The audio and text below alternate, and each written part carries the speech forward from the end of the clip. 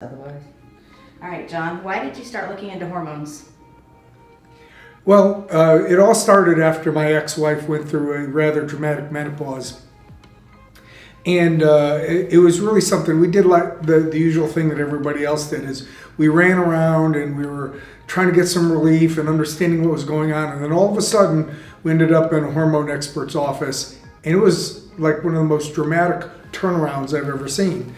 So she got treated and life went back to pretty close to normal. It was really remarkable. And at the time I was really disenfranchised with everyday medicine.